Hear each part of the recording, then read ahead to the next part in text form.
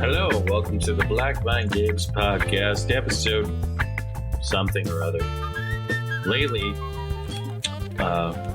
as most of you have noticed, we've been third hostless.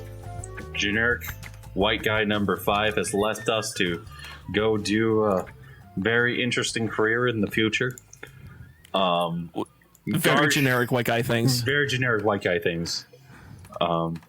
Right around the time that World War is about to start, Guard Kid has left and joined the military. We're very proud of him. Very proud. So proud. So it's just nothing but proud. Proud. So proud. Proud. Oh, proud. Oh, proud. So we've replaced him with a non-generic white guy we found at a corner of a street. We picked him up. He didn't struggle. He was like a plank of wood. We threw him in the back of a car and we now drove him to a podcast studio. Yep. His girlfriend might be worried sick about him.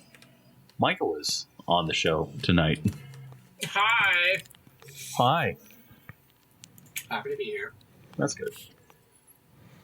I'm also happy to be here. Wait, am I the one who got thrown in the trunk? Is that what that was all about? Yeah. Yeah. I just woke up a few minutes ago. Okay. Still out of it from the chloroform. Oh. Okay. We're sorry about that. That's okay. Okay. They put a beer in front of you. It's Pabst Blue Ribbon. We're sorry about that. I don't complain about brand, but I will complain about the temperature. It's lukewarm. Lukewarm Pabst Blue Ribbon. Oh. Only the best.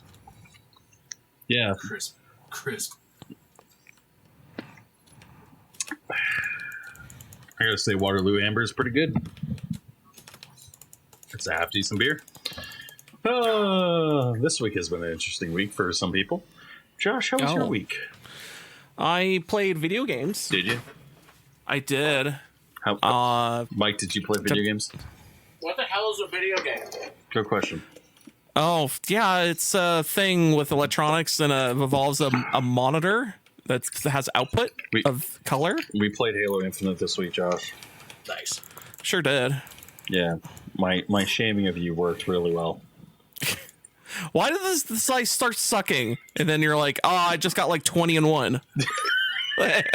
So literally, me and my friend Andrew have been playing Halo Infinite, and like, we're no slouches. We're actually half decent players at this point in time. We're actually really good. So Josh joins us. Josh, who has barely touched the game, and last week Josh was like, "Let me tell you, I can play the game. I'm pretty decent." And I'm like, "Okay, Josh. Okay." No, I think I said the words, "I will suck." Yeah. And well, it was beyond my wildest dreams. That you're like, man, I'm doing so good. You're like 20 and 1, and I'm like, man, I'm not doing so hot. It was really sad and pathetic. It was like watching a puppy get kicked. Exactly. Because I was like, go ahead. Oh, just, get up and then go get a gun and then shoot at someone and then die. And then you're like, oh, man, I got like 5 in that one shot. And I'm like, what? The funniest thing was like, we were playing and I was like, okay, cool. And we're just jumping around and killing everyone. And all of a sudden Josh is like, I'm dead. And then I'd be like, oh, thanks for the assist, Josh. Yep. And then all of a sudden, like, as you're dying, you'd be sitting on the hill. I just show up and I'm just like, bang, bang, bang. Oh, they're all dead. They're awful. And Josh is like, these guys are actually decent. I'm like, okay. For whatever reason, I just can never cinch out of like killing people in Halo. Mm-hmm. I can never quite do it. Yeah. I'm more of the team player assist guy. Yeah. Nothing wrong with that. Exactly. As long as the team is getting pushed forward, we're winning. That's good. Unless you want there to be something wrong with that, in which case there's something wrong with that. Oh, there's something wrong. Well, not really. As long as team is winning and we're winning, that's good. We but the main reason why I brought up Halo Infinite is because we played Firefight. Yeah, It's actually a decent mode. it's fun. It's feature complete, and I hope to God that when they finish making all their bug fixes and ship the new game, they just ship another campaign. They don't just make a whole new multiplayer game, for the love of God. Because that would just be like, man, why did you do that? But yeah, no, the new Firefight's actually half decent. Cool. Mike, have you played the new Firefight? I haven't loaded up Halo Infinite in a long time, so no, I have not played the new Firefight. Though I am now reconsidering getting it all updated in that. Well, to explain to you what it is, it's wave defense, right? yeah, it's wave defense, but they add the King of the Hill into it. Against Better. So is it still PVE or is it PvPVE? It's PvE. Still PvE. So you're competing against the AI? Yeah. Interesting. So the AI will send out like random like people to come and kill you, and your objective is to literally just like take over everything and just hold the point. And as it goes, it gets harder and harder and harder. And eventually you end up in this situation where you're like, this is an unwinnable situation. We're probably going to lose. Ha ha ha. And then you just get your ass raped and you're like, oh, that hurt. So, but it was pretty fun. It's a good mode. Halo Infinite's actually half decent. It runs well. It's actually really fun. Yeah. I remember one of my big holdups is that my machine can like barely handle it though. So that's another thing that kind of pushed me away, is that I was experiencing some latency issues and whatnot, and it doesn't run that great on my machine. So I got an upgrade incoming relatively soon, in which case that's going to be one of the first games that I dive back into in a big way, because I didn't have a really big problem with it. It's not like I had personal gripes against it on technical or moral grounds. It's just I wasn't having a good time on account of my technical limitations, but those will soon be lifted. And then you have me, who's like, I'm running a 6700K and a 1080, and I need an upgrade. I'm going to go to my mom and dad, who are rich, and ask for them for a 4090 for Christmas. Hell yeah. I actually did do that. I put it on there. I'm like, yeah, it's not like they're going to read it anyways. And then I immediately get text message back being like, why the fuck is there a 2000 graphics card on your on your wish list? I'm like, oh shit. Josh, did you put a $4,000 graphics card on your wish list? I did, and then my brother-in-law went, "What the fuck?" And I'm like, "I'm not getting that." And I'm like, "Oh." You were all, well, you have to go to your sugar mama.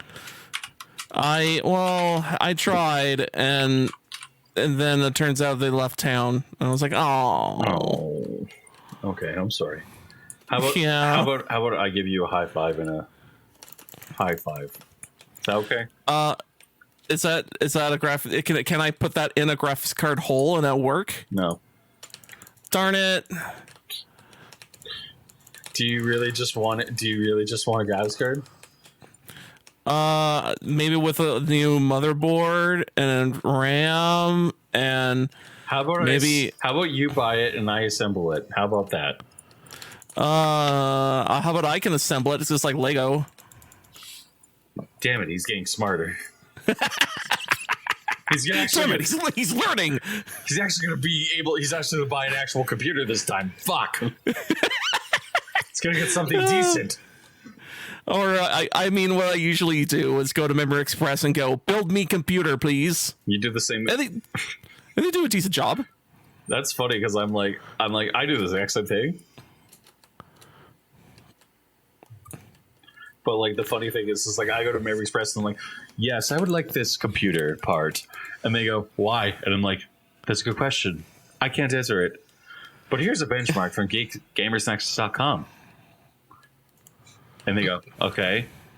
but why? And I'm like, but Gamers Nexus says that this is a really good PC part. But Gamers Nexus, he said it's cool. And that's about it. Hey, But Gamers Nexus says it was cool. how dare you?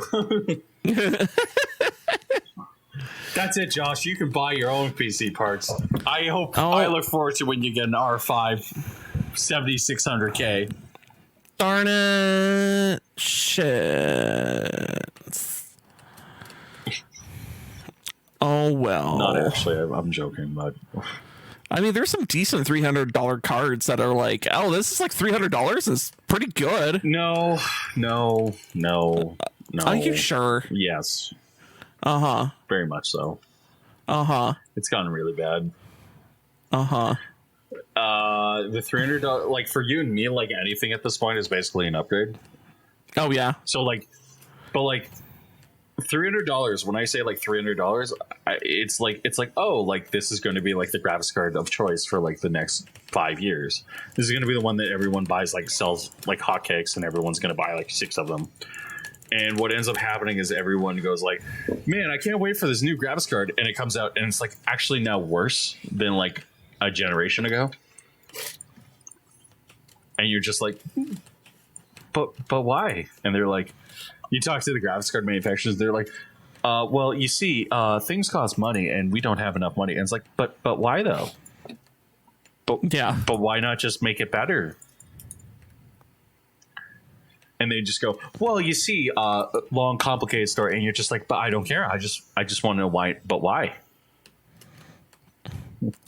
But why? But just make computer better. Make computers better. Make me happy. Happy boy. Please.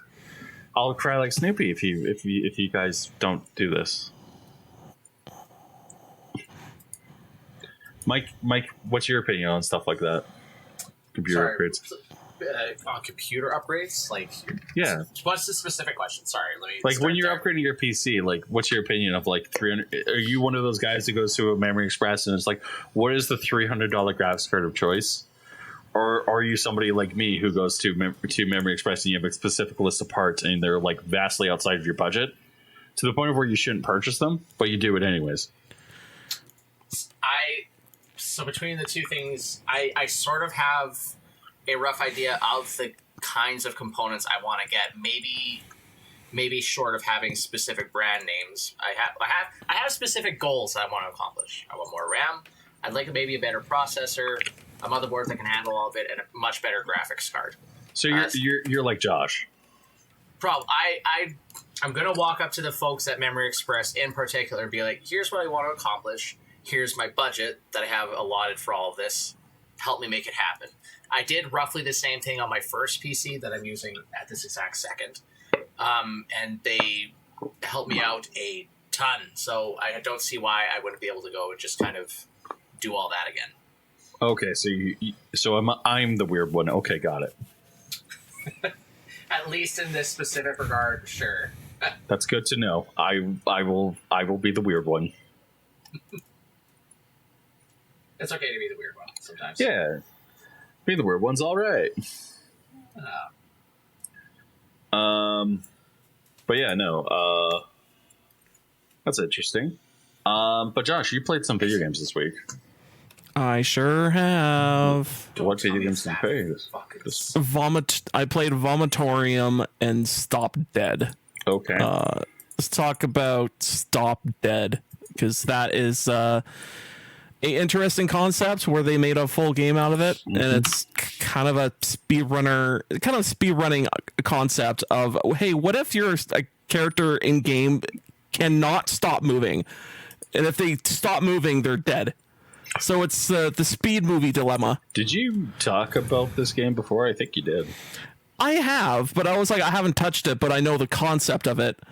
And yeah, the concept is pretty much that. It's like, if you freaking stop moving in any way, you will be dead. So you would just drop and die, like the little pretty bitch, much like the little bitch you are. Yep. So basically, it's also odd gameplay choice too, because you can't really pick up any weapons, so you have to use your telekinesis to throw objects, which is something I didn't notice before. Mm-hmm. So it's basically you're running around, you're telekinesising objects and things from the environment, and you're throwing them at your enemies, try to get rid of the targets. And once you do, you just try to make a mad dash towards the exit. Okay. And yeah, it's there is also some story to it, which is pretty funny because there's some moments of, oh, I have to stand in one spot and talk to someone, but it turns out in order to talk to someone standing in one spot, you have to either keep running laps around them or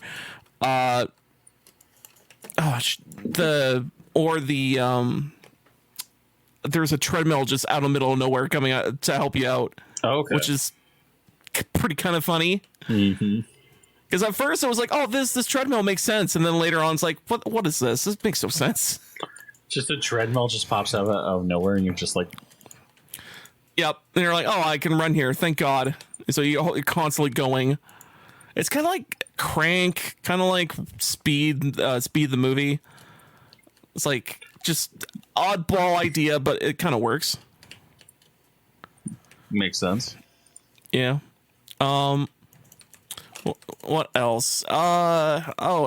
Since I would say that's pretty much wraps up the talk of that game. Like, it's very self-explanatory, and like there is a story to it, but it's kind of like, oh, you got your mind wiped by this company, and the company's doing this shit to you, and all that jazz. So an evil corporation takes you, mind wipes you, and then does some really shady shit underneath the table just to fuck you.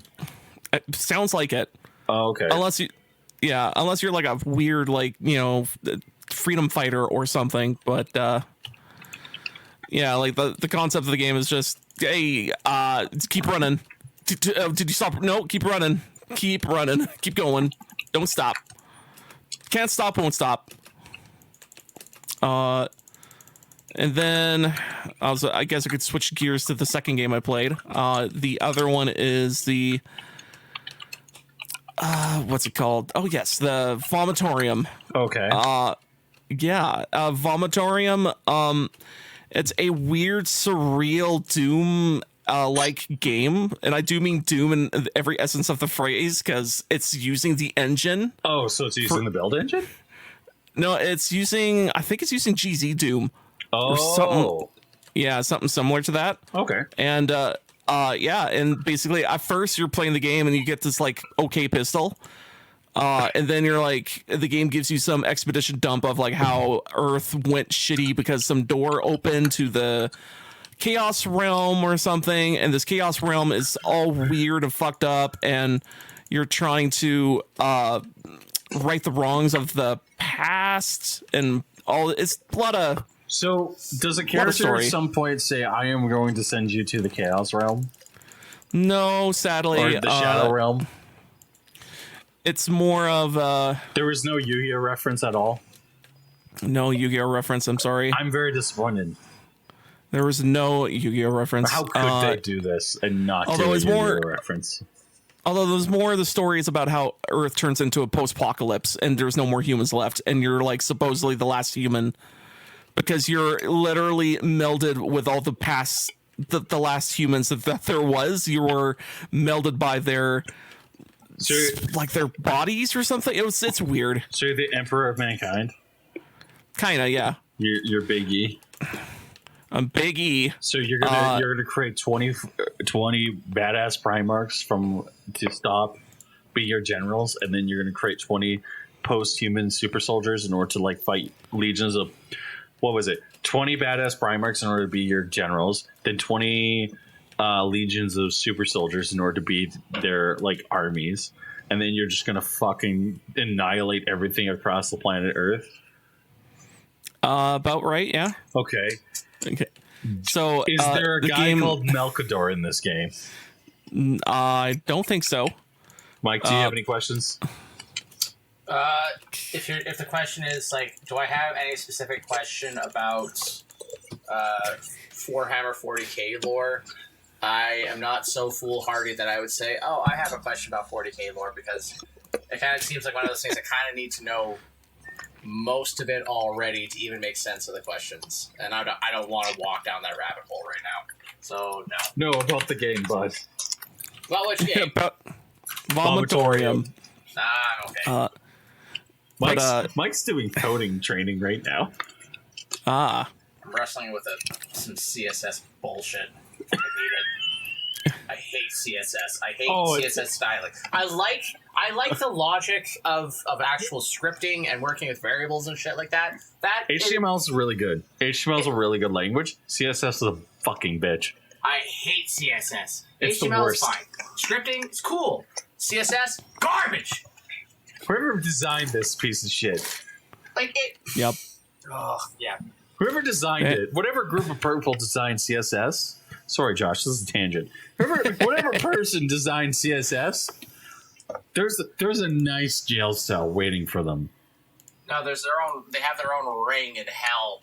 So between the 8th and 9th. It's 8.5. Yeah, ring 8.5. So it's extreme. It's like kind of like it's like you go because ninth is like frozen, right? Ninth is a frozen lake. That's right. Yes. Yeah. Okay. So it's like kind of cold, and then eighth like kind of like humid and like eh. That's a good question. What is the 8th circle of hell? I believe 8th circle of hell is like. I thought it was flaming call. It's Malabulge, and what's the characteristic of it? I thought it was flaming coffins or something. 4th, 5th, 7th, 8th. Fraudulent counselors. Burn. Yeah, it's all fire. Yeah. That's good to know.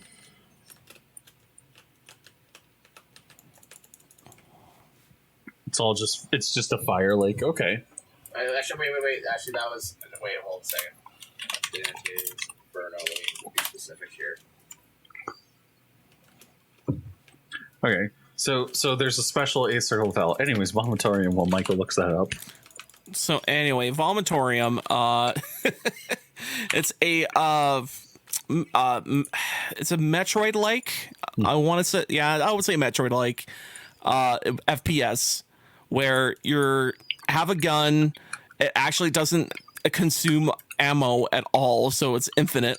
And you start with a pistol, and then you just start slowly kind of figuring out where to go and how to do it. And yeah, so it's more or less a weird, creepy adventure game of going to weird, creepy locales and figuring out where to go. And as you're defeating bosses, which there is bosses in the game, once you defeat those bosses, you get better power-ups and better abilities to go to where you need to go further. So again, more Metroid. So one of the abilities you do get is the ability to lunge. So that helps you get across gaps. Another ability you get is you make yourself shrink smaller. But every time you do that, you kind of hear yourself scream a bit. So I kind of keep thinking about how the character's kind of hurting himself in order to do that, which is kind of interesting. Also, what else? The lunge, the shrink yourself. Oh, you get a double jump eventually. You get a kick-ass shotgun. Then the shotgun will basically delete people off the face of the earth if you get it leveled up, which you can get an upgrade for it. And once you get that upgrade, you can you can get rid of bosses quite easily with it. And also, what else? Oh, and the story about that game, kind of weird. Like, it's hard to explain the story because it's all in kind of like hyperbole / fancy talk, if you know what I'm saying. I get what you're pointing out. Yeah, like it's kind of like all this fancy smanchy talk, and I'm like, I don't get it, but it is. I do like the style of the whole game. It's very neat. Makes sense. Yeah, the only thing that sucks is that because of this hyperbole, talky, artsy fartsy bullshit, it's just like an expedition dump towards the end, because you're like, oh, I found the guy who owns a library, and it gives you more story of what's going on. But the guy's like, oh, just read the books. And like, what do you mean read the books? So you start looking at the different bookcases, and each one gives you like 20 pages of expedition dump, and you're like, oh, for fuck's sake, like I didn't want this. I was like, maybe the scenery will give me more explanation what's going on, but nope, it's all in these books. I have a feeling that the guy who designed this game was probably in a crunch time or something, or just wanted it finished. Who knows? Fair enough. Yeah.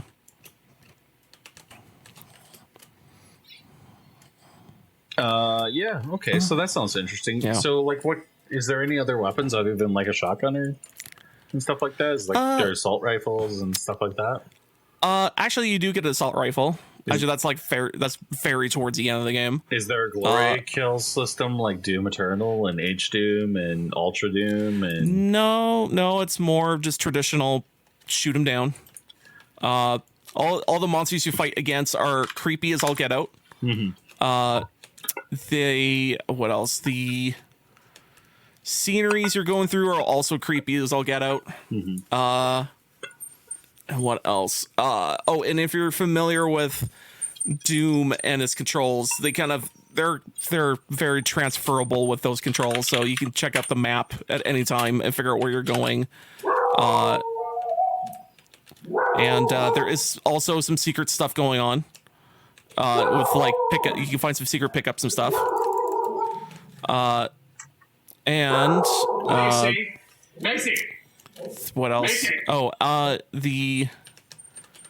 think what was it? One of the bosses. I think it was a supposed optional boss, but if you do defeat him, he also gives you another optional weaponry. I'm pretty sure. Because the only way you can figure out where he is you have to jump into the acid water. Okay. Which, yeah, so there's, again, some like exploration stuff you got to figure out. Okay. That's cool. Yeah. So it's fun. Mike, did we get any information on the 9th Circle of Hell or 8th Circle of Hell? Sorry, I banned that. Sorry, my apologies. Let me pull it up. Well, I abandoned it because, well, reasons.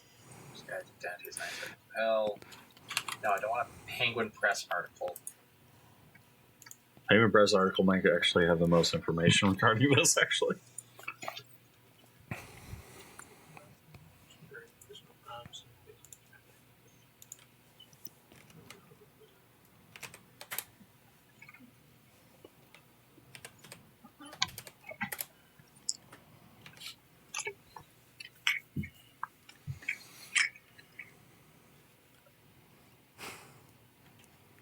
I'm pretty sure what was it, 8th level of hell is a boiling water pool. I'm pretty sure it is too. So like it will be lukewarm. But it's boiling blood water pool. So it's lukewarm blood. 8.5 is like lukewarm blood. So like the guy in the CS thing, you're given coffee, but it's lukewarm like coffee that tastes like soap.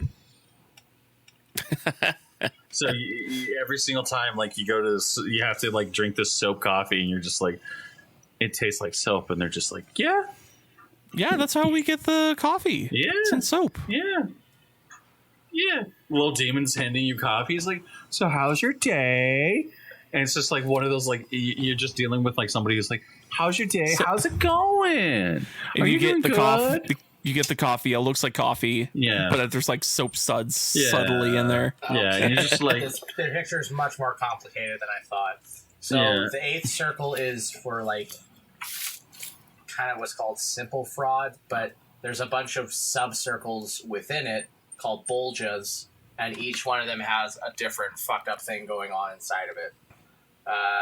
For reference, the 10th, the deepest one, it's for basically for alchemists and counterfeiters. They basically are subjected to diseases like leprosy and rashes. Where there's another one, the 9th Bolgia, are like slashed up and disfigured. It really depends. So 8th circle is very complicated. It's like a little city within hell. The city of Dis. It's complicated. But I do know that the ninth circle, the bottom of hell, is a frozen lake that is for betrayers, and you're submerged upside down to some degree in and frozen in ice. That's where Satan is too. Oh yeah, the frozen ice thing is always screwed up. Oh yeah. None of the particular imagery in Dante's Inferno is particularly comforting.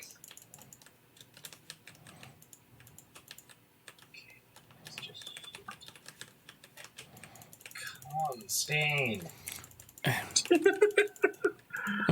Yeah, but I played some games this week. I played more Octopath. It is. I actually did more battling.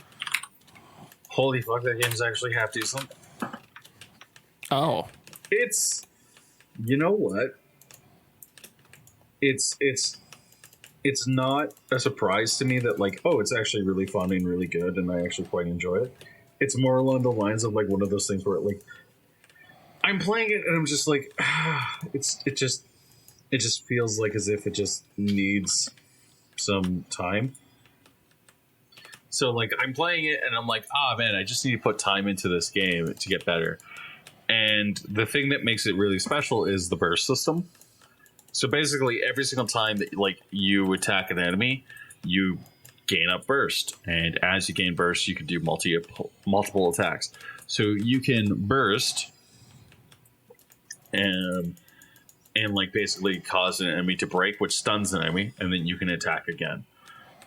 You can use different weapons. You can use anything. So some characters might be better with a knife.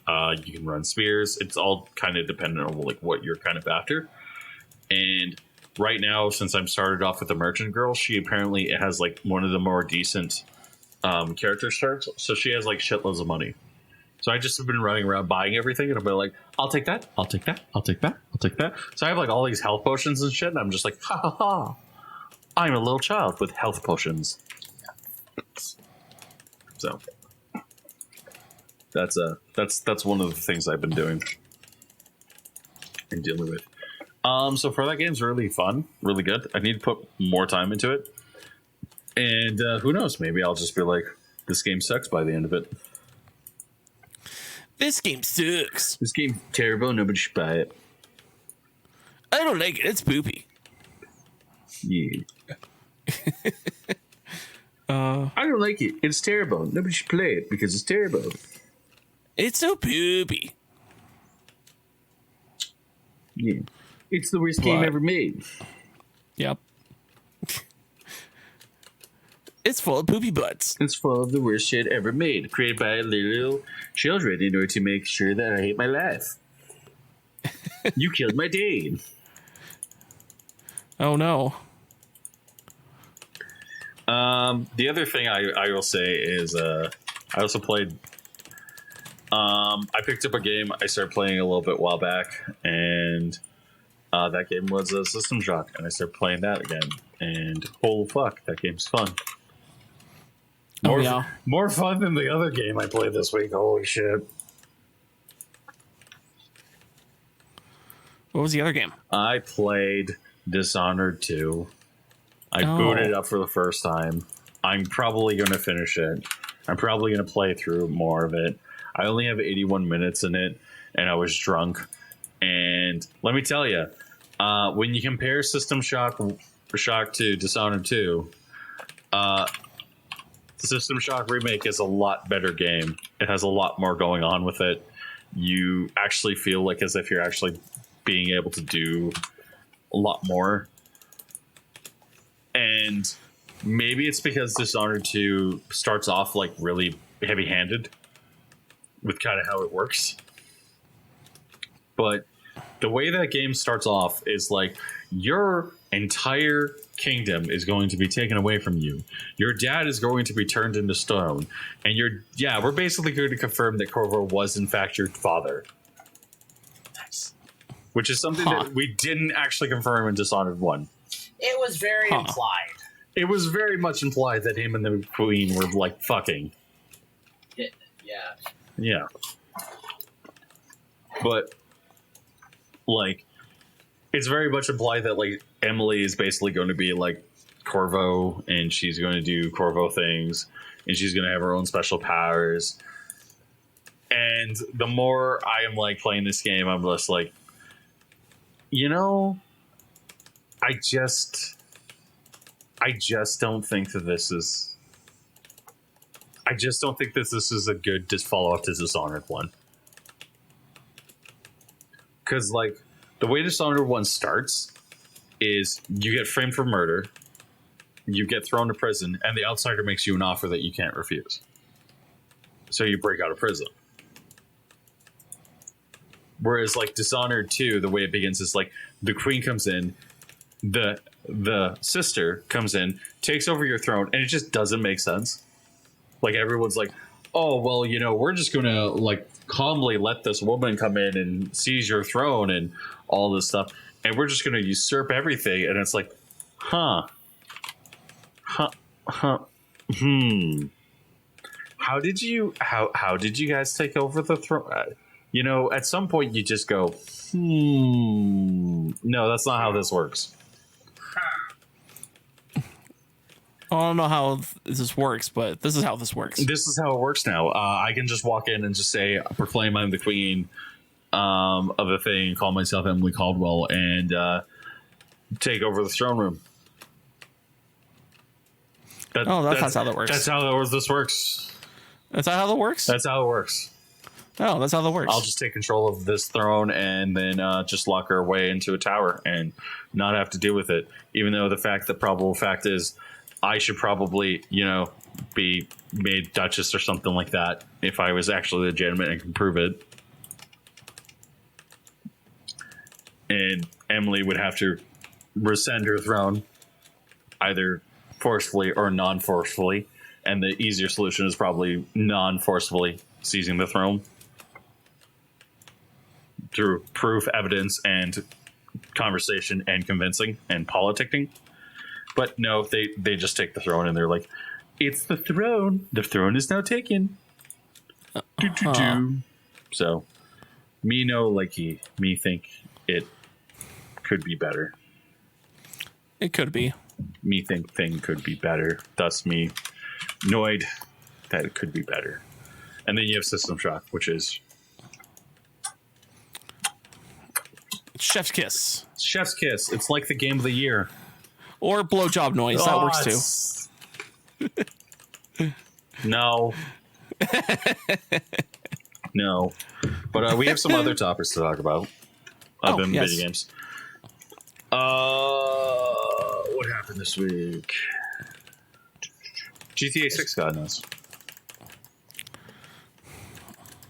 Yeah, everybody heard about that. Yeah, Sorry, GTA 6 leaked trailer. a day earlier than it was supposed to, right? Mm-hmm. It came out the Monday. They were like, it's going to come out the Tuesday, and then it leaked, and then everyone was like, oh my god, it leaked.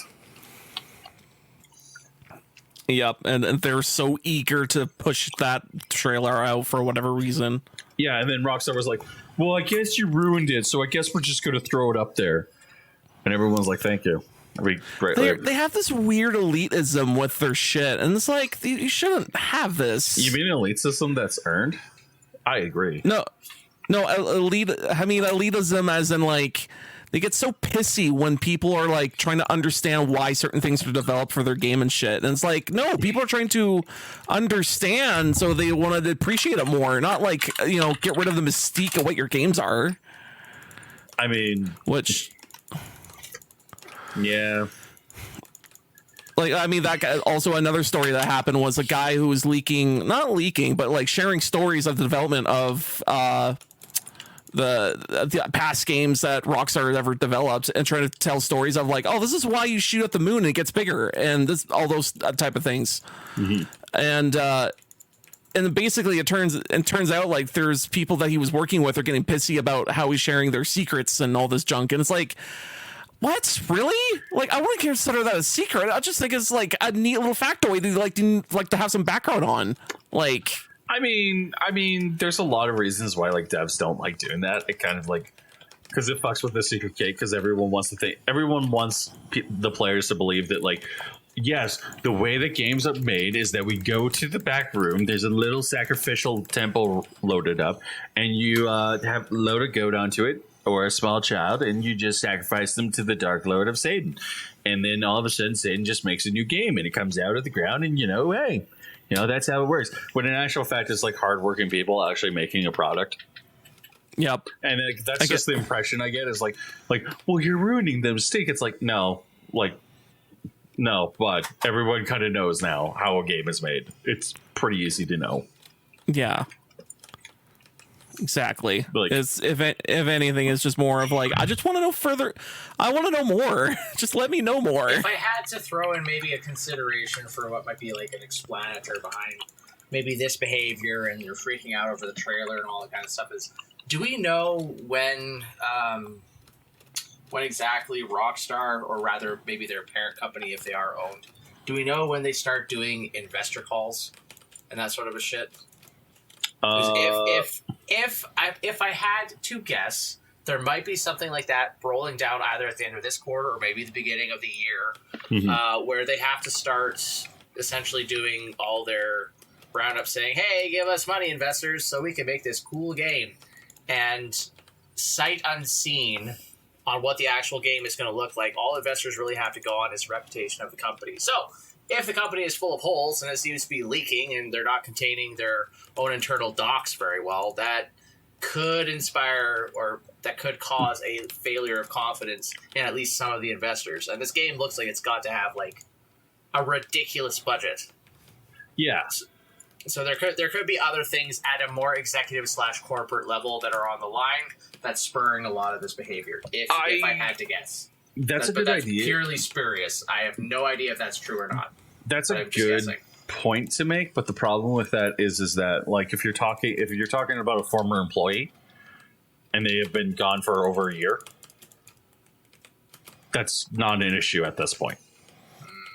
That's not an issue. Your non-compete is getting pissy doesn't solve the problem. It just makes you look like a dick. Perhaps. Right? Yeah. So, like, personally speaking, like, as somebody who's been in the industry and stuff like that, there are stories I can tell about, like, what it was like to work at BioWare. There's stories I can tell about working at Navigator Games. There are stories about, like, waking up in the morning. Like, all of my stories are, like, waking up in the morning, looking at my email header and going, I should not be here. I'm a fraud. And, like, depressing shit like that, which is the reason why I don't tell them. Because I like, woke up multiple times in the night being like, oh, fuck. Oh, right, I work at EA. And being, like, panicking because I'm like, oh, God, am I going to get fired the next day because I'm a fucking massive fraud? And feeling like that. Whereas, like, now I, like, wake up and I'm like, I don't give a shit. Like, whatever. Attaboy. Yeah. The downside is like a lot of, like, the way that a lot of developers, like, kind of act. They kind of act like, I don't want to be like, they act like as if they're doing a more important job than they actually are, and then they treat people worse based on that fact. And that's my opinion. And so I think telling people how the sausage is made, it doesn't really affect, like, the industry negatively. And if anything, it helps people build upon existing knowledge and get better. Because that was always the big issue with, like, EA and BioWare, is, like, they have their own internal engine in Frostbite, and only, like, a select number of people actually know it. So anyone you hire from the outside has to relearn this engine that's, like, antiquated. Yeah.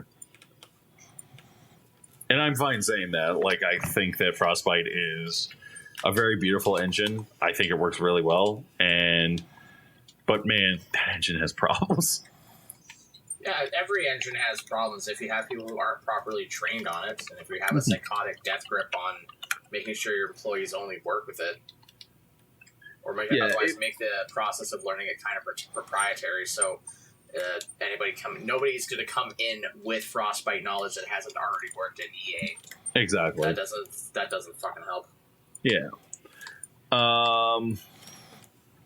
But yeah, no, that's one of the issues that they have with that game company.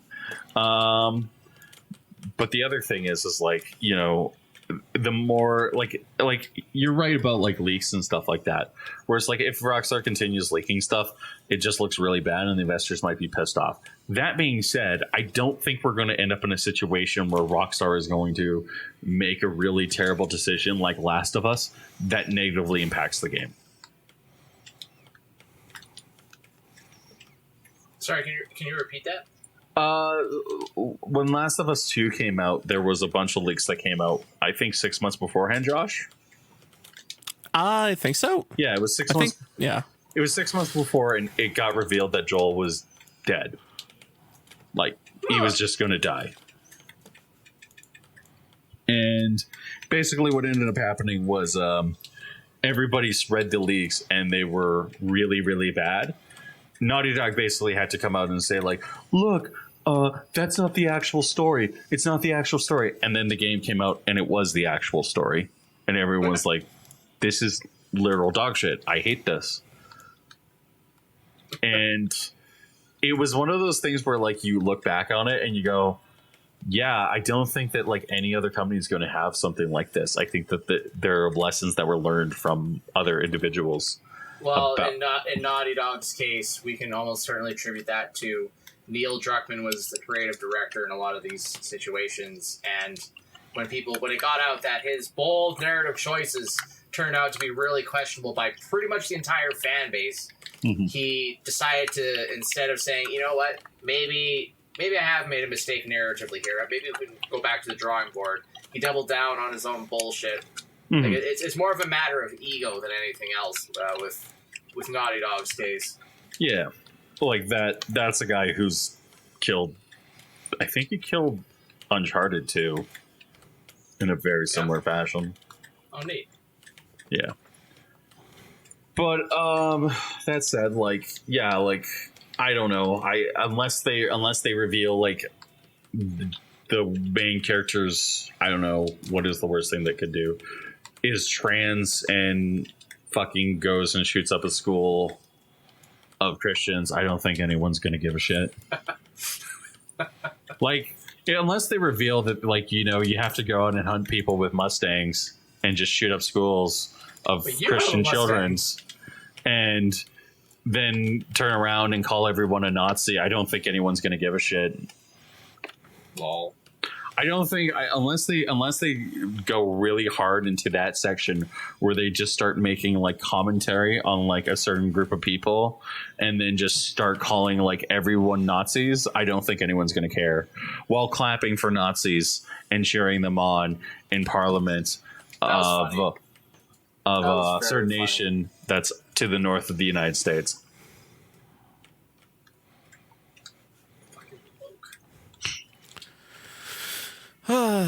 unless they actually kind of like look at the real world and they just make a very serious game that's based on the world in the past 6 years, I don't think anyone's going to care.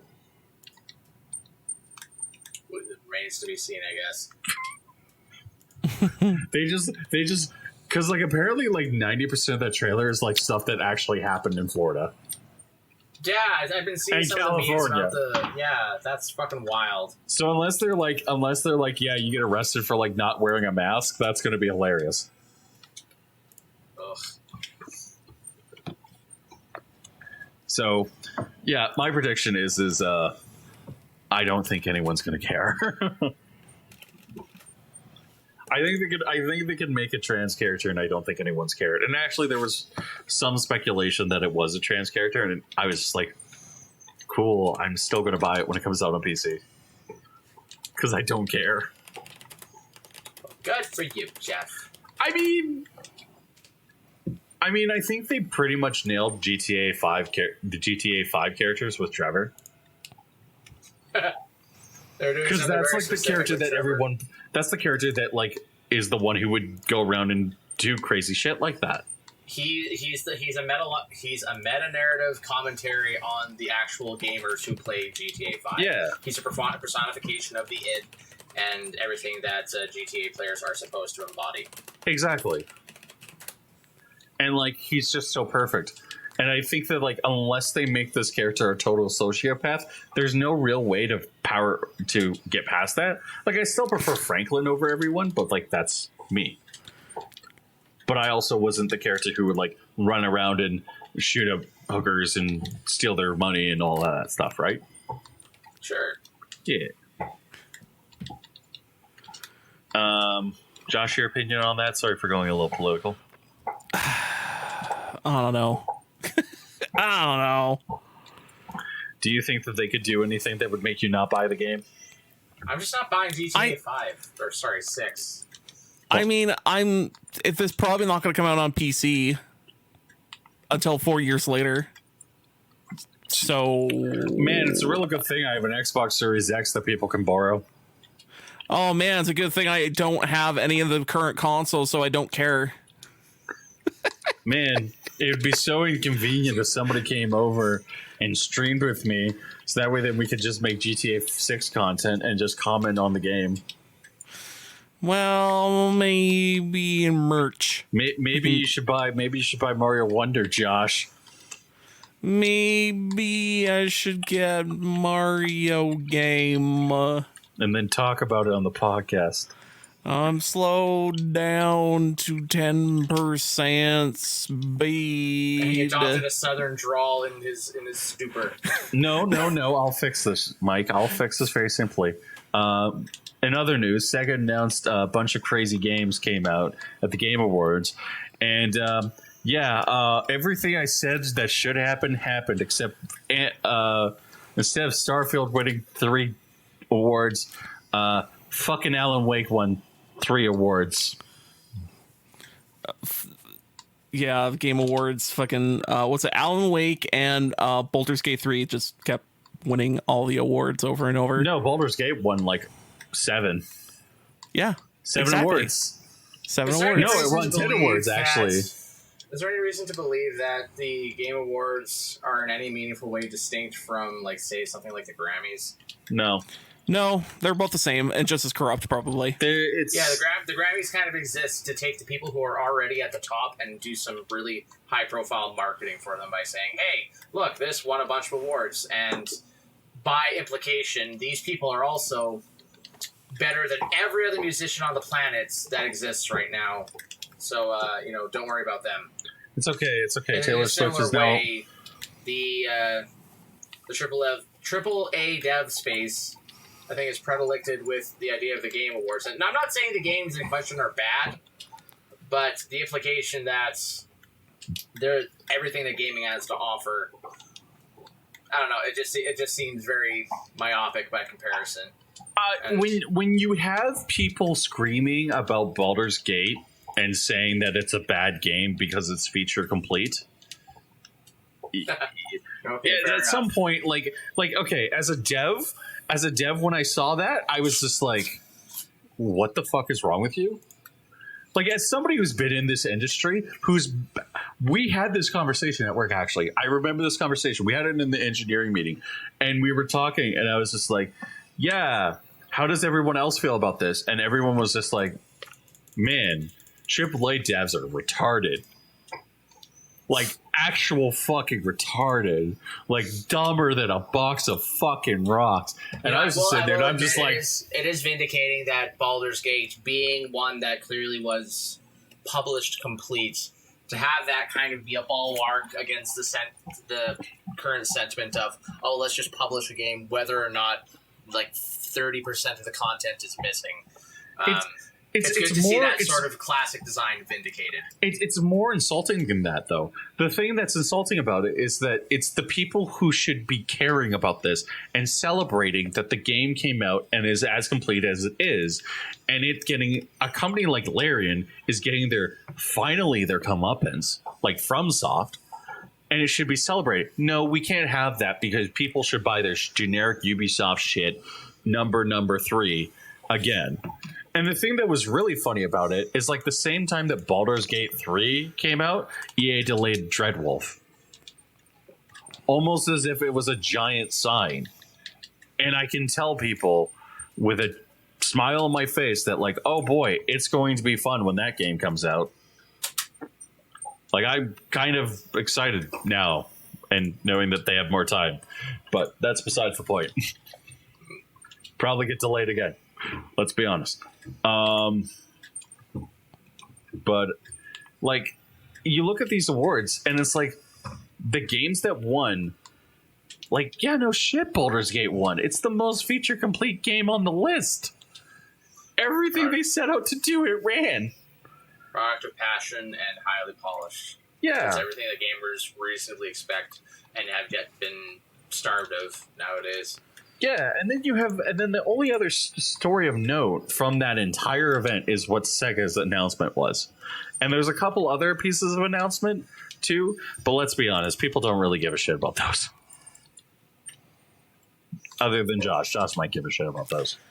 What? Sega stuff? Every other thing that was announced at the Game Awards that was outside of the Sega stuff. Oh, it was a mix of like I don't care and whatever. You can deserve to have this trophy, I guess. Okay, but Sega announced 5 games and more. Josh, you might know a little bit more about this, but they announced new Jet Set Radio. Hell yeah! Yep. New Jet Set Radio, new I keep calling it Battle Axe, but it's not Battle Axe. It's Golden Axe. It's Golden Axe, yeah. Was that the arcade machine game? Yes. Yep. It was the one that was wow. designed to take your coins, and then they made a game version of it for the Xbox 360. And I'll get a picture of what the protagonist basically looked like. Yeah. Next game that they're gonna put out is also Crazy Taxi, but this time they have cops, which is interesting. Yeah, I'm actually really excited for that game. Yeah. And the cops idea is great because in Crazy Taxi you do a bunch of dumb crazy shit and there's like no repercussions for it, and this time there's cops, so yeah, I'm like, okay, finally, okay. So yeah, like, I just sent you both the picture, the best picture I could think of that would summarize this character, because she basically looked like that. That's not the actual protagonist, by the way. I forget her name, but she was, when they did the version of her, I believe it was them. Yeah, she kind of looked like a leather-bound fucking hooker. Yeah. Gaming was horny back in the day. Gaming Very. is horny, period. Oh, and another side-scrolling beat 'em up. I just opened Fist the of picture. Rage? Oh, hell yeah. That's horny as shit. No, Streets of Rage. That's what it is. Streets of Rage is also getting a new game. Look, Mike, how dare you judge me based on my protagonist choice, because that's a Gundam protagonist. That's a Gundam protagonist? That's a Gundam protagonist, and she's an actual What the fuck sociopath. Please, can we just talk about Streets of Rage and how that gets another game? Yes, they made the new Streets of Rage. It's Streets of Rage 5. Moving on. So I have a question, though, or like a point to like dredge up, in the sense that I'm personally torn at the announcement of like these reboots or remakes of older properties. I have a cynical mind and I have an optimistic mind in regards to them, and I'm not quite sure on how to fall on it. The cynic in me wants to say that have you no fucking new ideas, as there's nothing new under the sun. Like genuine novelty, that is to make something new, it seems to be a very underappreciated prospect nowadays, and I worry that all these companies and developers and whoever are just plumbing these old ideas because they have nothing left of value to say, in which case they should be saying nothing. So there's a cynic in me that's saying that looks at these reboots with nothing but disdain. However, the optimist in me also wants to say that a lot of the visions creatively when these various properties were made were limited to some degree by the rudiments and technical limitations of their time. And so part of me wants to believe that given these new frontiers of technological development, having this more set of sophisticated tools that can more flesh out their original vision, assuming it's uncompromised, part of me is excited to see that. To see what could be done with something old, but given the breath of life and done the way it should have been done right from the outset.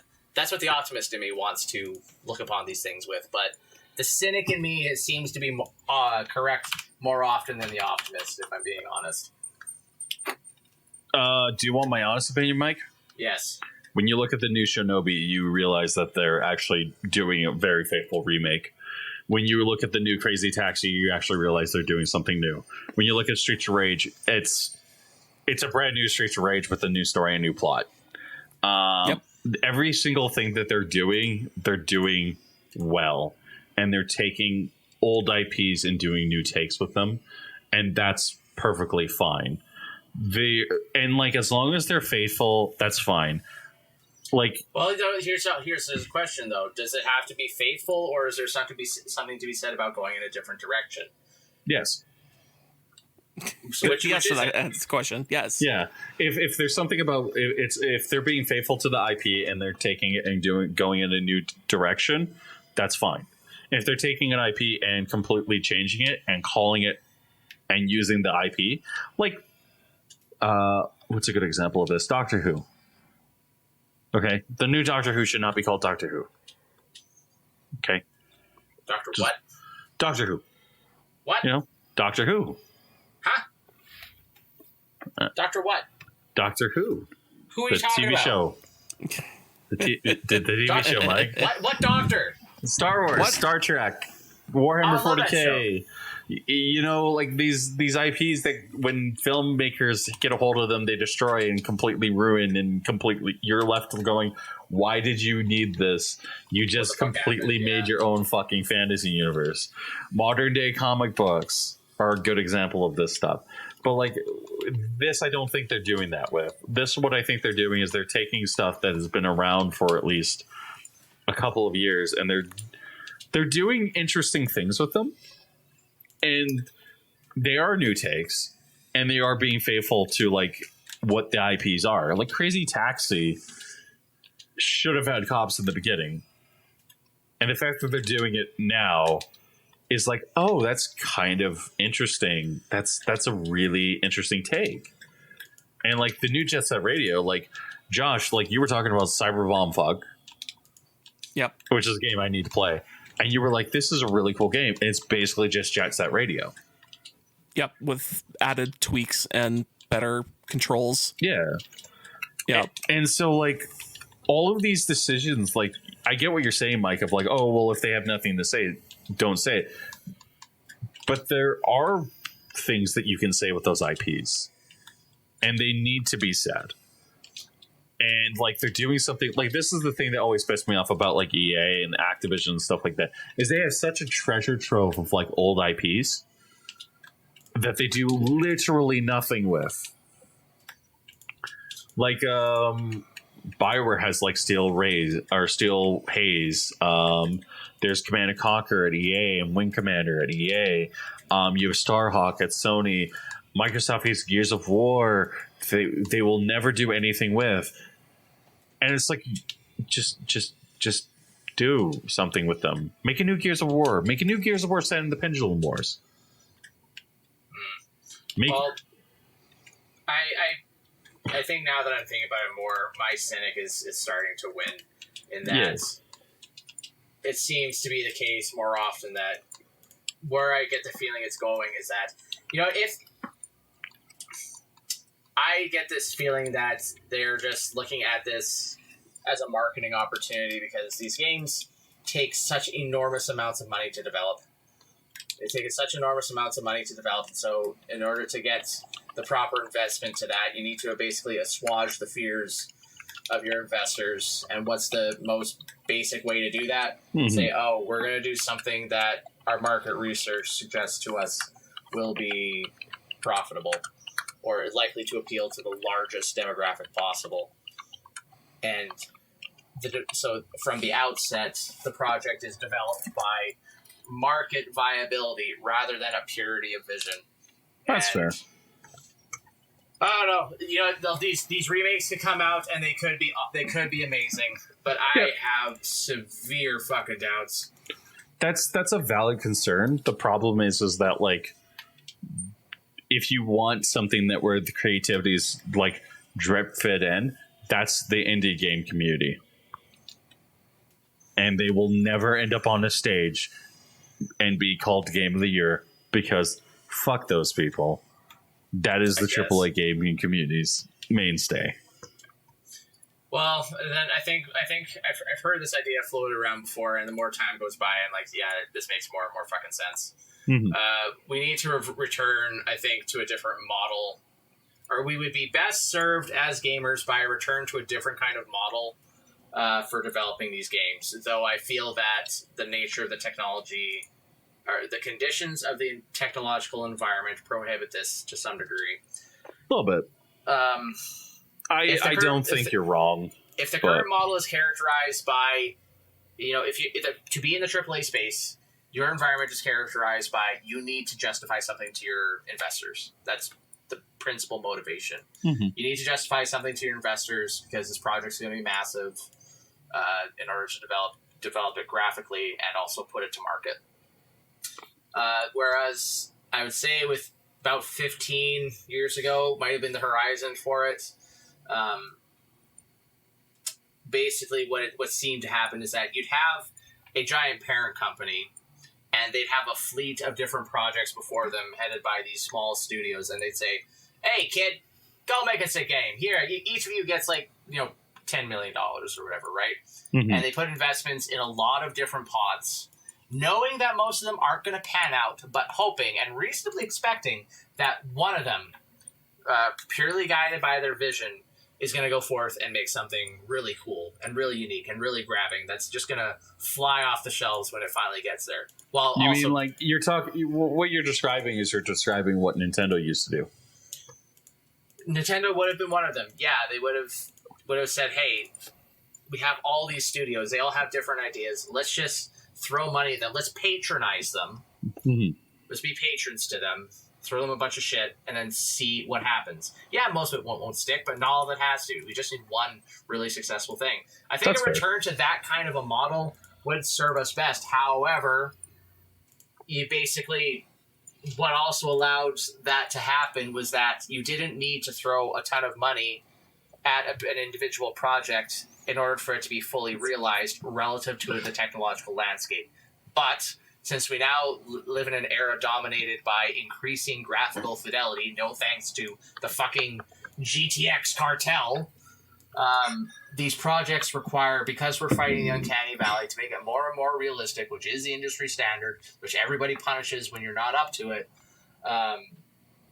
These projects require just absurd amounts of money to the magnitude of hundreds of millions of dollars, and you can't.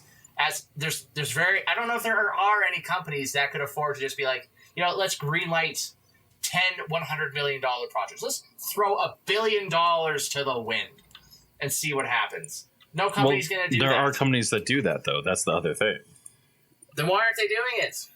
Because they're smaller, and usually you don't hear about them because they're not the major AAA publishers. They're not going to be the ones who are basically, I don't want to say taken aside and told like they're the best around, but there are basically that. And like you hear about these stories all the time where like you'll be like looking at like a YouTube video and somebody will mention like a game like Bloody West or the West Blood. What is it called? I have it in my Blood West. That's a game made by 3 people. And like games like that do exist, but like they're all basically like smaller teams that are incredibly small. Well, that's what I'm saying. That way back when that this was the AAA space was occupied. Yeah. What is now an indie team used to be the size of the average AAA studio, or what was the industry standard for AAA at the time. Yeah. And that just isn't the case anymore. And so having a AAA size studio, I don't know, it's not the same model anymore. No, like nowadays you have studios that are basically like hundreds of people. Like the studios I worked at EA and Bioware. Bioware was at least like 100 people, and EA Navigator was about 70 by the end, before everything went tits up. And like that's actually like really fine. Like it's completely understandable why like you have these companies that are like they do stuff like that. But at the same time, you kind of look at it and you're like, man, I wish there was like a smaller team. Like my team personally is like maybe like what, 3 people, Josh? Yeah, I think so. And like we fluctuated, like we've gone up and we've gone down. We had like I think at most like 10 people, and that was too much. Too many heads in the kitchen, I think. Too many cooks. Too many cooks. Too many cooks, a lot of egos from some people. Me. Too many cooks. I'm glad you pick up the reference. Yeah. But yeah, like nowadays, like you look at you see these games come out and like they're like 5 people. And games like that, like they don't have to be perfect. But man, like when you hear a story about that, you're like, oh, that's actually really cool. That's kind of awesome. That's interesting. And like I personally, as somebody who enjoys playing it, Diablo 4 is like 40% off. As somebody who likes looking into that stuff, it makes sense, and I appreciate that.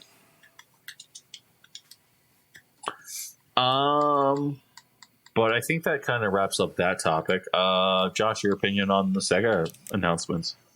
I can't wait. I like to see what they're gonna do with their properties and see what sort of twists they add to it and if they made it better at all. Yeah, I kind of that Shinobi game really got me. Kind of like I looked at it and was like, oh, that's a lot of interesting art. Yeah, the Shinobi game definitely looks super good. The other thing I want to say is that they supposedly said more and more on their trailer of like titles coming back, and I sure hope Virtua Fighter is on there. Man, that's a game that needs to come out. Man, that's a game where all the complexity of, you know, all the flow charting and the different bullshit you can do, despite only having like 3 to 4 buttons you have to worry about, is fucking insane. It's one of those games where it's so hard to master, where professionals of that game come to other games and go, oh man, this is so easy. And they stomp people and they go back to playing Virtua Fighter. That game. Like, it's kind of funny. Yeah.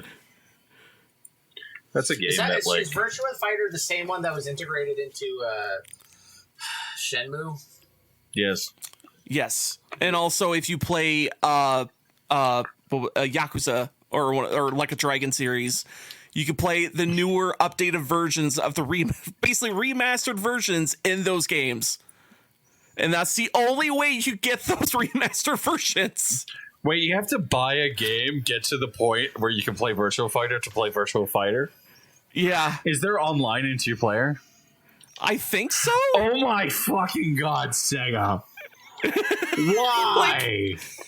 It's so if you want to play updated Virtua Fighter, go fucking play it in another video game. So we're how are we gonna ensure that this game is a success, considering it's a brand new franchise? I'm gonna tell you something. Okay, it's very simple. The game's really good, right? Yeah, the game's like fantastic. It's getting like 9 or 10s from all of our internal reviewers. Okay, and it's polished to no ends. Oh yeah, it's polished to no internal ends. Okay. We're gonna put a Virtua Fighter cabinet in there, and we're gonna put 2-player split screen or 2-player versus mode, and then we're gonna put an online mode with Salt. Okay, and it's I don't remember if there was an online fighting in there, but still, if you want to play your most recent version of that game, it's in a Yakuza game, basically. I don't know why I hate that. I just do. I know, it sucks, because it's like, man, is this really the only way I could play this old title that's amazing, and that's it? Imagine if you will, like, you're playing Virtua Fighter, and you're like, man, I just want to play this game, and I'm just gonna play this game, and then they put it in a fucking like remake. All I want to do is my crouch 4-frame jabs. Yeah. And everyone can do this 4-frame jab and cancel almost any other move. You're gonna do a grab, 4-frame jab. Oh, you're gonna do this kick, 4-frame jab. Oh, you're gonna do anything, 4-frame jab. Oh yeah. That game. That jab was amazing. Didn't that game also like have like there was characters in there like that had gigantic tits? Hell yeah. I mean, there probably is. Who knows? Okay. Like it's disappointing that we haven't seen a new Virtual Fighter, and there's been a renaissance of new and amazing fighting games. Street Fighter 6. Street Fighter 6. The best fighting game of all. Yep. Hey, Cammy is very fine and a wonderful woman. God damn it. God damn it, Mike. Do you curse because I'm right or curse because I'm wrong? Because you're right. God damn it. Yeah. Uh-huh. You fucking horny bitch. God damn it. But yeah, like, I'm excited for what they're going to come out with, and hopefully there will be more shit to come. I hope it's well done. That game's going to be cool. I hope it's guided by a spirit of wholesome belief in the original vision and loving reverence and bold artistic design. I hope so. Not by corporate cynicism. I hope so. That blasts all the personality off of it like a fucking grape in a sandblaster. Do I want to talk about the Warhammer community, or do I want to talk about Bungie? I think Bungie's a little bit better. So, Bungie... I'll be able to actually participate in that discussion. Yeah, Bungie devs. IGN article. Bungie devs says atmosphere is soul-crushing amid layoffs, cuts, and fears of total Sony takeover. By IGN, the Destiny 2 and Marathon developer may not be able to cling to the last of its independence forever. Josh put a upset face, worry face. He was very upset by this. I'm very upset by this. Josh, do you want to talk about this by any chance? I gotta look at the topic list again of the what was it, the Bungie layoffs, you say? Bungie devs say atmosphere is soul crushing amid layoffs, cuts, and fears of total Sony takeover. It's the face of worry face. Yeah, it's a face I like to use a lot because it's like it also looks like you're tired and you're fed up with the shit, and it's just also a big coming out of it.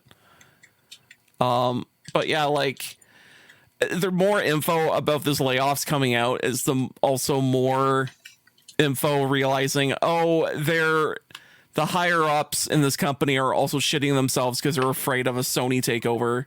Mm-hmm. And also like even more depressing is that even Sony gave this company more money so they don't have to do this, but they did it anyways. Yeah. So it's like, what the fuck? Like, it's so depressing in this situation all the way through. I mean, this is probably like the worst of all of the layoffs. Like, I thought being laid off would suck, and it did suck. It was one of the worst experiences of my life. This is like 20 times worse. Yeah. Like, the reason I got laid off was because bullshit happened outside of my company's control. And the reason why this happened is because Bungie's a bunch of fucking idiots who basically, how do I put it? Eat their own ass. Yeah, they toss some salad, if you catch my drift. They toss their own salad. They tossed their own salad. They were pants on head retarded and basically made a really bad decision. I didn't even know Sony had acquired fucking Bungie.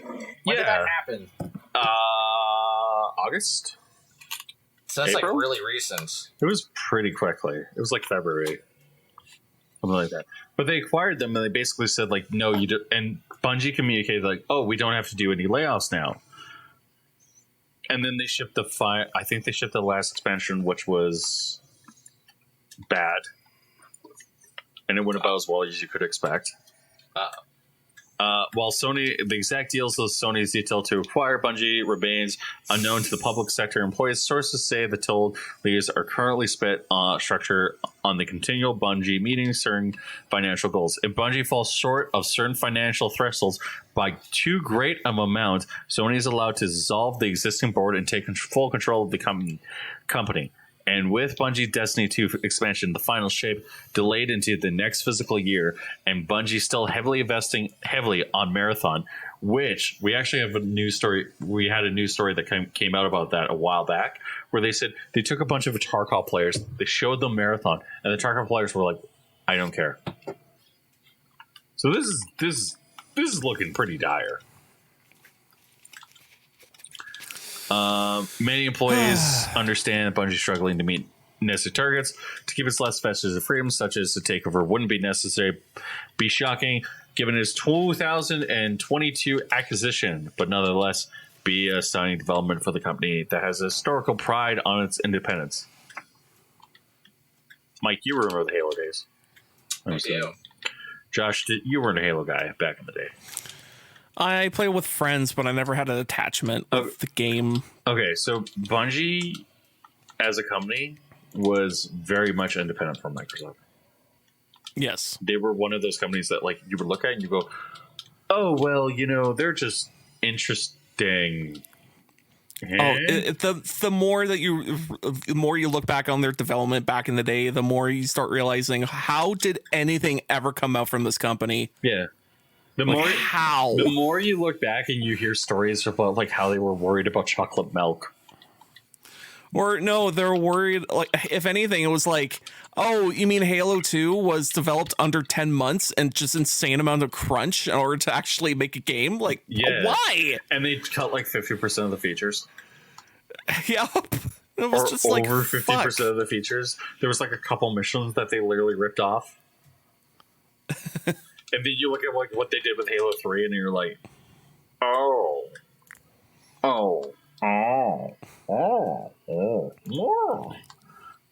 Yep. Yeah.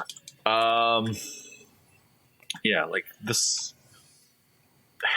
Man, this is depressing. This is just depressing. I'm just in further, like, confirming how on earth does this company still be around? Because they were one of the greats.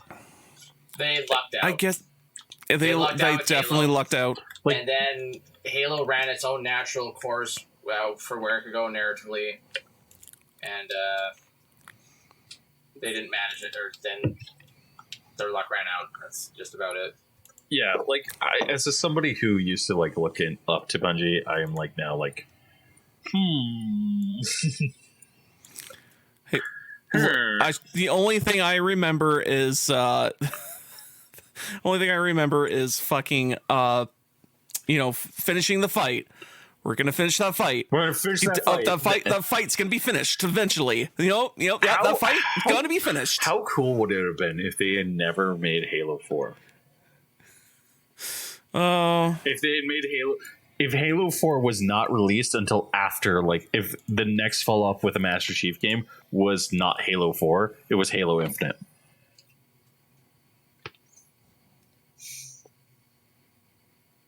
I don't know. See, I think there's still... I haven't played the campaign of Infinite, but I have played the campaign of 4. I skipped 5. So you were smart. It's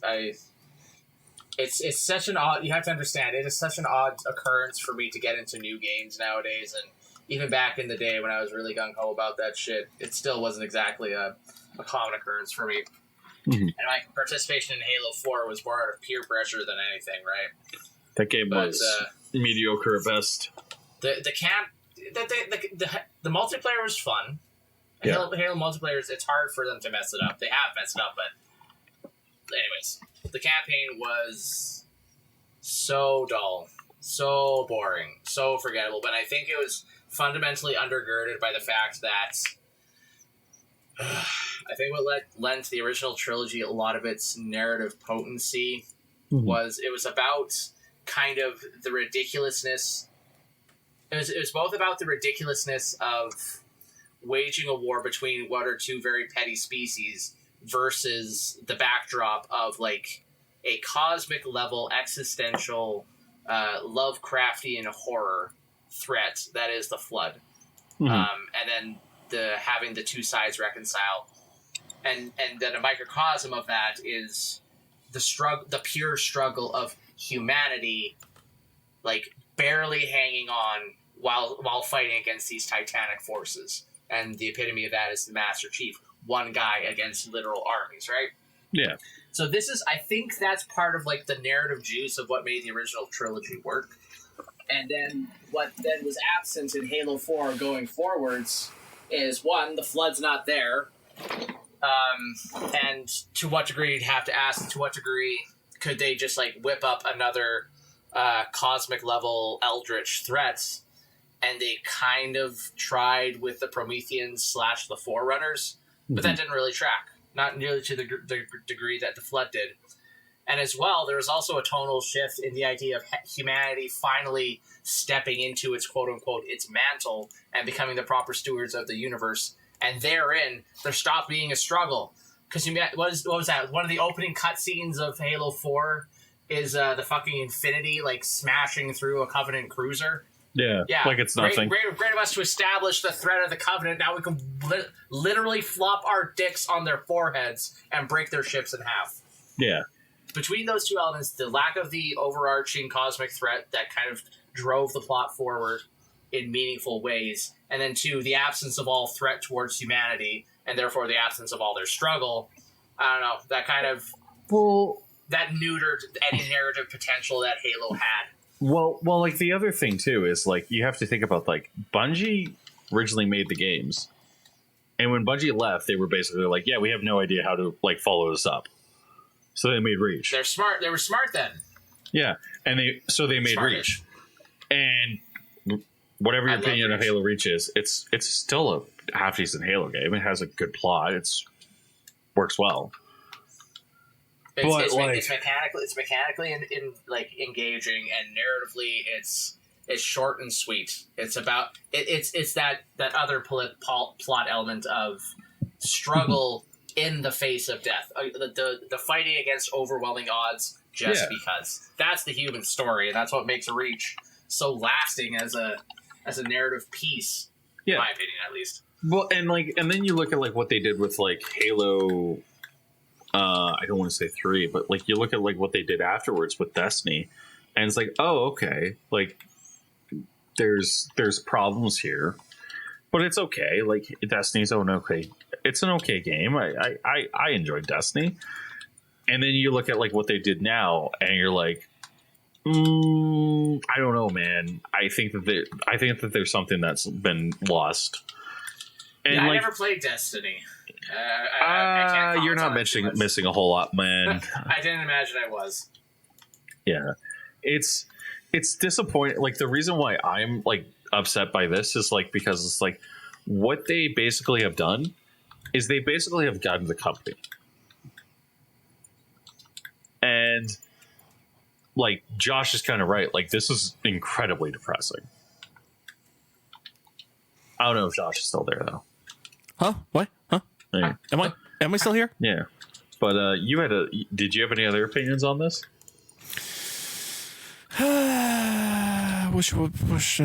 wish things could be better and companies don't lay people off and just do keep the people on staff. If we do kind of agree that they kind of lucked out, at least with the original Halo trilogy, and they haven't demonstrated the mettle that seemed to spawn Halo in the first place. Mm-hmm. If it really was just a matter of luck, why should we be surprised that they grew too big and now they're probably going to implode? But they branched off, and now the truth has come out.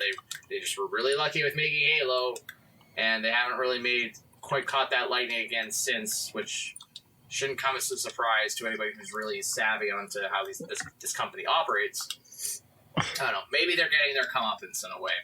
I mean, the reason why I would be personally surprised is because like this is not, companies don't normally implode this way.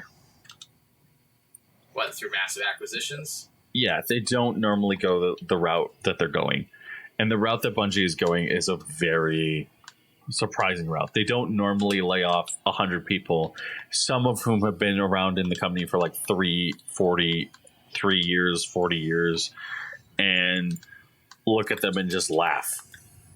And then get acquired by a company and then have their boards basically be dissolved, even though they're supposed to be a semi-independent studio.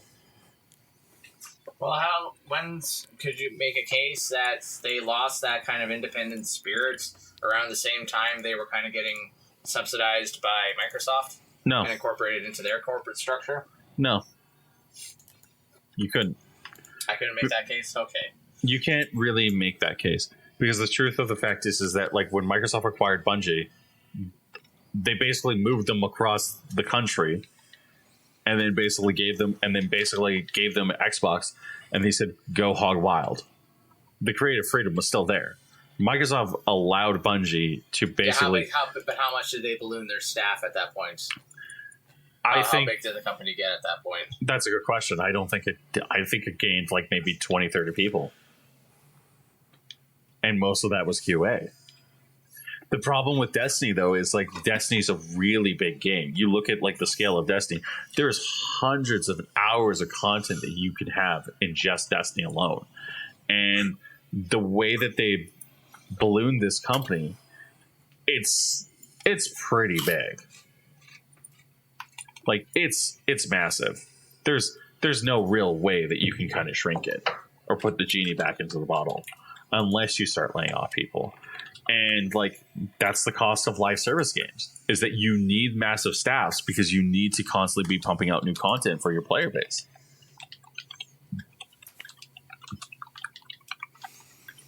So that's why this makes a lot of sense. That being said, like when you're at the risk of being like subjugated by like a company that just acquired you, at a certain point, it's kind of like, this is getting a little concerning there, bud.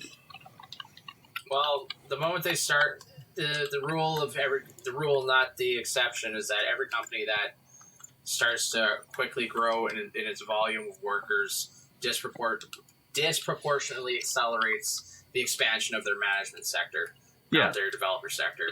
Yeah, and that's just to say the company. The bigger the company gets, the more it's filled with the useless people who are just managing other people. Yeah, and that's the thing. Did Bungie follow a similar path? And if so, why should we be any more tolerant of them than we are towards any other bloated corporate entity that follows a similar path? That's fair. I personally speaking, I think that like you're actually kind of right by that. But the other thing I would say with that is that the way that Bungie has handled that has been very negative oriented, because the way they've handled it has basically been like, we can do whatever the fuck we want and nobody cares. So, like contempt. Yeah. The way they've handled it is like they've handled it like Twitter, where you look at Twitter and like Josh disagrees with me on this, I think. But like, I personally believe that Twitter now is better than Twitter back in the day. Josh thinks that Twitter back in the day was a little bit better because there was actual moderation. You couldn't go on there and just start saying horrible things. As somebody who has been on the wrong side of the ire of that entire, like, how do I say this? Moderation staff, I can tell you, no, Twitter before was very heavy-handed with their moderation, and it was to the point where it was very disappointing, per se. Yeah, my opinion on that is that if people are saying horrible shit, especially on the internet, there's a block button for a reason. No, even better than that. I'd say it's hardware level. You have this thing. Most computers have this thing called a mouse, and in the center of that, we have this thing called a wheel, invented a few thousand years ago. You just give that a little wiggle, and all of a sudden, the bad words are fucking gone, and you don't have to deal with them anymore. You don't have to take any more of your neurons. Well, like, and like, here's the thing: it's like I also have Blue Sky and stuff like that, and I can tell you right now, and this ties into our third topic, or my third topic. But like, when you're hiring management and HR and stuff like that, and then somebody acquires your company, sometimes the head clearing needs to be that middle management layer that Josh kind of said about earlier. Yeah, but it never does. No, because they're level. Because why would you have a better time pleading their case to the corporate overlords because they're the connecting branch. So who does that leave? That leaves the developers. That leaves the boots on the ground, the people who are actually the substance of your company. Yep, it's a predictable fucking pattern, and we seem to be hell bent on not breaking it. Well, it's because if we did that, that's expected. If you started, it's the Joker state. If Sony went and laid off every underling underneath every manager, that would be expected. But if Sony went to the middle management layer and said, right, you, your jobs are non-needed. You're all fucking useless. Get the hell out of here. Yeah, they would basically, everyone would be freaking out. But yeah, no. Josh, do you have anything to add to this topic? No, I think everything else has been said for the most part. Can I talk about gatekeeping and Warhammer? If you must. Okay, it's going to be like 2 minutes. Oh boy. Yeah, press X to doubt. I'm keeping a timer. Okay. Basically, so I was on Twitter, where all good things happen. Right now we have people talking about Will Smith. Alex Jones is coming back on the platform. There's boycott Zarya and blocked. But we had a bunch of people who the same. Oh, Alex Jones is back on Twitter. Follow. The king returns. Oh wait, no, I'm going to unfollow that. That's not real Alex Jones. But basically, people start talking about gatekeeping in Warhammer 40K and how people need to accept them for who they are and all this sort of stuff. And it spawned one of the dumbest threads in subreddit history, where basically the tendrils of this entire thing spanned out and became about like how a group of people have gone into every single hobby and systematically destroyed it, how Witch from Mercury is a terrible series, how Star Wars episodes 7, 8, 9 are terrible and nobody should watch them, how Picard seasons 1 and 2 are garbage and nobody should watch them and ruined, how the new Doctor Who sucks, how all of these things suck, how all of these people are doing this, how every single one of these people are fucking moronic buffoons who destroy everything and are basically colonizers. And it just became one of these things where everyone's like, no, this stops here. This is the dumbest thing in the world. So basically what ended up happening was somebody made a comment. It didn't go well. It resulted in a thread. It didn't go well. And it basically turned into a bunch of hissy fits. That didn't go well. Shit. And I think my favorite of all of these is from It's a Gundam, who is a wonderful human being, who is 2 minutes, by the way. What? 2 minutes. 203, 204, 205, 206. Basically, he said, like, I found the Warhammer 40K community the most welcoming I have come across in years. If there's any gatekeeping, it's understandably so. I've watched my favorite franchises and hobby become hijacked by people whose interest stem from a new show or movie and believe past iterations are problematic. These people ruin the hobby with headcanons that are suited to their personal sexual belief systems. Star Wars, Star Trek are now dead. Gundam American fanbase consists of diaper furries. I know because I've seen their hate posts about me. So Warhammer gatekeeping, I get it. The Emperor was clear about his views on heretics. Yeah, basically, it's been good to see a bunch of people kind of get smacked down. And the follow-up on that is this. Is like, I have no problem with people in the gaming community. I have no problem with them in the gaming community because the gaming community is a very big community.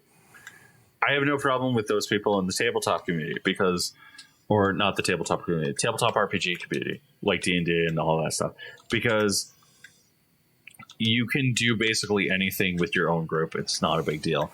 I have a problem with those people in the tabletop community because I've seen what they've done to Star Wars. I've seen what they've done to Halo and Destiny and Mass Effect and franchises I really liked and loved. And to put it bluntly, I think that what happened with BattleTech is a very worrying thing, where you watch these people basically declare somebody trans and then get upset when it all goes sideways. That said, like, it's becoming very clear that, like, we need some gatekeeping in these things. Yeah. And that's obvious. But anyways, that's my rant. Does anyone have anything they want to add? No, bring back gatekeeping. It's fucking overdue at this point. I agree. It's gonna be an interesting thing if that ever happened. Because here's the thing: it's like you're never gonna get rid of episode 7, 8, 9. You're never gonna get rid of it. What, the elements that fucking ruin these franchises? Yeah, you're never gonna get rid of all basis. these. Yeah.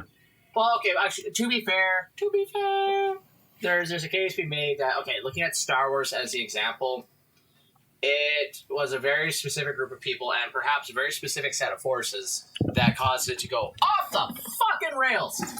Most chiefly embodied by bitch in chief Kathleen Kennedy.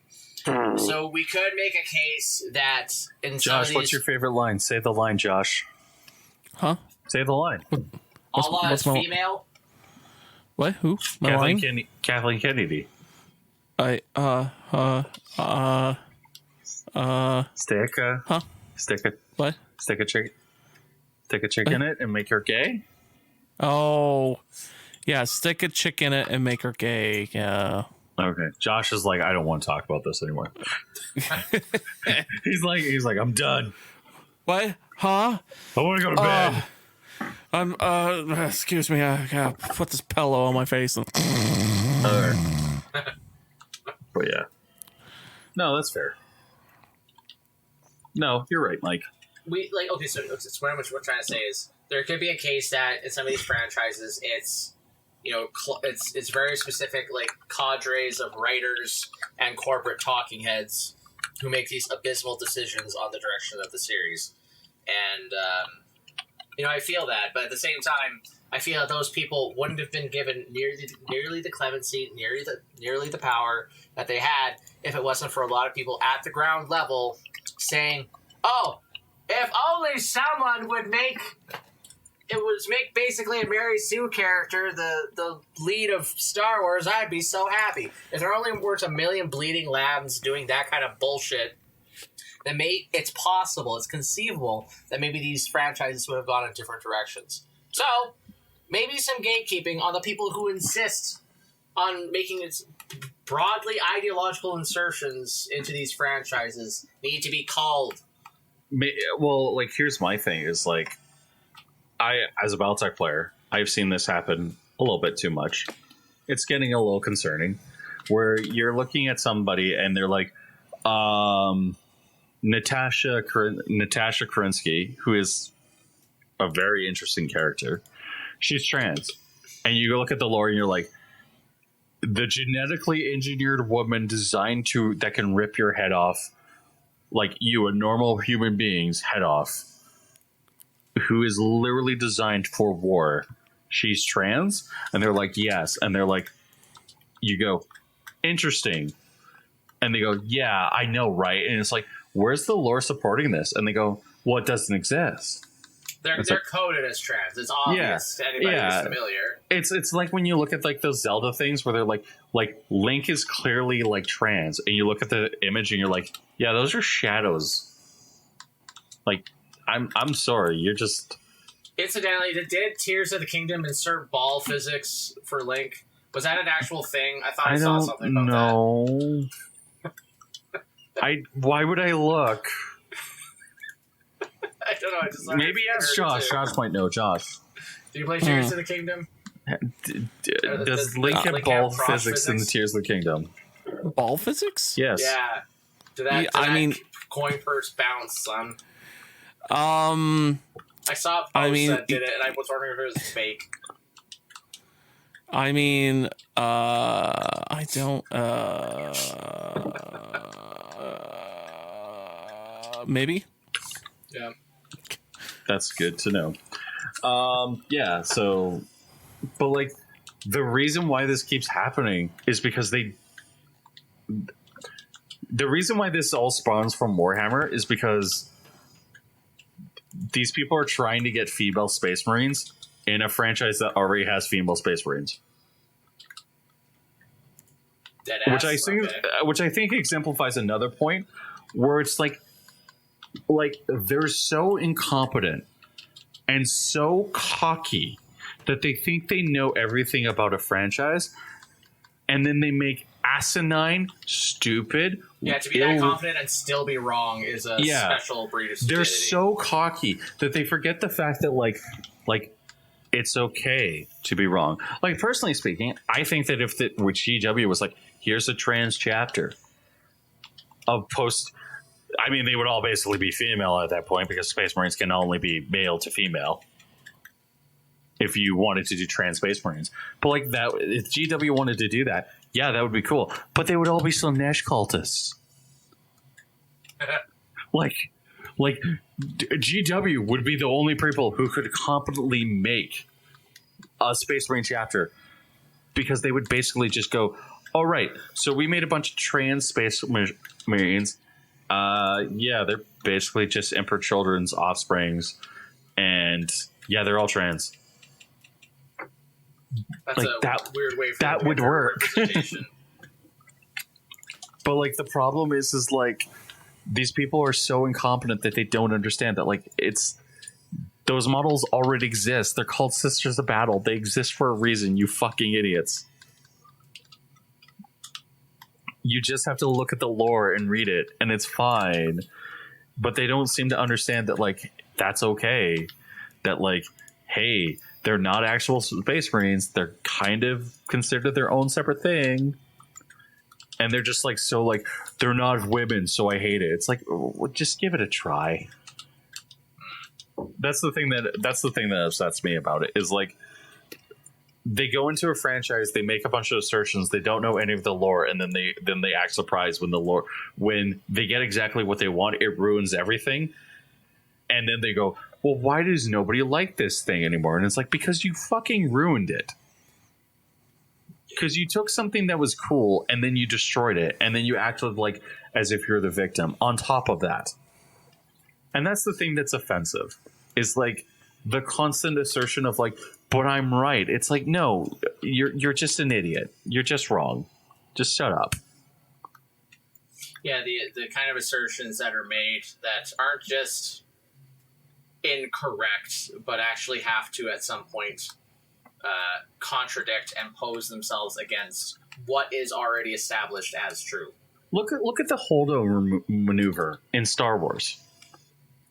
Or was that one where she did the light speed thing? Right into a ship, yeah. Which, you know, if that was a thing anybody could have done all along, why wasn't the CIS like making relativistic kill pods like since the beginning of the Clone Wars? Yeah. And why would you build a Death Star that is big and clunky and can't move around, and when you could just have one relativistic kill vehicle like the size of a normal ship slam into a planet and basically achieve the same result, and it's undetectable, it's unstoppable. Yeah, anyways, I remember the holdover maneuver that completely fucked up the series. It was a cool graphic, I'll grant, but like, what the fuck? How did that get past the cutting room floor? And that's the thing is like about this is like it's like stuff like that where you're like, oh, that's really cool and interesting. Why would you do that? And then they do it, and you're like, oh, that's literally the dumbest thing I've heard in the world. It's the most offensive thing that I think you guys have ever done. And they're just so cocky. They don't understand that like They can't see themselves as wrong. They have no one around them who's willing to tell them that they're wrong. Like if or you that wanted can still to keep their job after doing so. Like if you want to do that, go make something else. And there's nothing wrong with that. These people, they don't understand that, like, the reason why they do it, I guarantee you, the reason why they do it, they've actually come out and said this multiple times, is because they want the embedded fan base. And we knew if we did this with our own franchise, people would just be like, this is garbage. Stupid and dumb. Why would I waste my money to go see any more of this? But then they destroy these other franchises, and then they wonder the existing profile of a franchise or an IP, and they say... Then they do their viral insertion of their weird genetic material, narratologically speaking, and act surprised when the final product is basically received as diseased and corrupted. Mm-hmm. And then they act shocked when that thing is no longer popular. Oh yeah, then you can also you get the special card where you can now blame your fans. Yeah. The Star Wars and the people who are reacting badly to Star Wars don't have valid critiques. They just hate women. They just hate these people, even though we stuck a chick in it and made it gay. Is that a South Park reference? That's a South Park reference. Yeah, that's South Park. Yeah, the thing, and like that, I like it's funny now because like you look at like something like Dungeons and Dragons, something that actually has their hands in it. It's a franchise that actually is like very much has their hands in it. They have gone completely off the rails with how stupid they are. Are you talking about Wizards of the Coast or D&D like Josh is a big fan of Magic the Gathering. Yep. Your opinion on Magic the Gathering, I've heard him bitch more times about Magic the Gathering in the past 3 months than I care to fucking... Is Magic the Gathering the one where they had Black Aragorn? Yes. I know that's definitely Wizards of the Coast, but I wasn't sure if it was specifically within Magic or if it was some other card game that had Lord of the Rings in it. Mm-hmm. Yeah, you can imagine. It was the best. It was the greatest thing in the world. Black Aragorn. Yeah, best thing ever. Completely awesome. Totally needed to happen. That was a viral insertion. That set actually is like really awesome and a cool set. I just hate that card. I really don't care other than like the set was fine and fun. The only thing that sucks is that the one ring is very OP. Yeah. Well, the reason I don't like that card is because the original image leaked, and it actually of Aragorn, and it's like oh, that's actually really cool. That's a really cool image. And then like this, and then the best part is like the second tweet follows up, and you're like, oh, it just looks like flat, and it's like somebody used AI art. Big sad. The big sad. Yeah. Big sad.